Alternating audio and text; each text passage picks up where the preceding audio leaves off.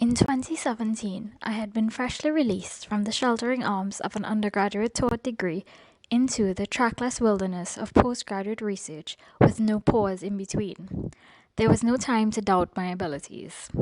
Up until this point, as a student, I was vocal, presented confidently, and believed somewhat that I was capable. I, like all beginning academics, was a work in progress, but confident enough that I would get to where I needed to be. In 2018, I presented my first paper at a literary conference in Miami. My first conference, my first time leaving my country, the first step into the world of academia, the first time I had tonsillitis, and my first taste of the scathing side of the academic world. Things had gone relatively well. I managed to present my 15-minute paper without the horrible scratching sound of illness escaping my voice box, and had received praises from both my supervisor and co-supervisor on the delivery of my paper. But we have a saying in my country, not all skin teeth is laugh. A week after my return to the humdrum of postgraduate life, more excitement than I had ever bargained for colored my reality. There was a voice note, spreading like wildfire, except in the digital age, it spread even faster, and had reached the ears of my supervisor. My co-supervisor had confided in another student his true feelings about my paper and me as a student. One may wonder what my supervisor's words were upon hearing the voice note.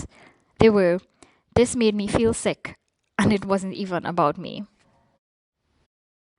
I became radically disengaged from every notion I ever held about myself as an academic.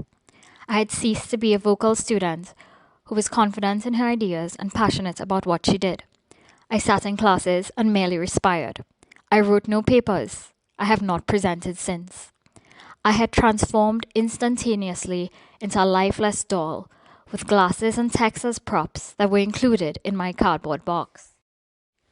As the news of this incident reached the ears of more and more staff members, there had been shifts, the first and more formal one being in my advisory committee, and the second shift, more silent yet more powerful, was the one occurring within me. I did not go gently into the seeming academic night that I had become engulfed in. I incurred what I refer to as an epistemic rupturing, the destruction of all of the notions of who I am and what I am supposed to and should be as an academic, more so an up-and-coming academic, one whose lists of accomplishments are far too short for waves of inadequacy to be categorized as imposter syndrome, one in that awkward adrift state of becoming and being. But after the rupture, the light enters, and does what light does. It throws itself far and wide. It reveals the true nature of the terrain, smooth in some parts, but unforgiving in others.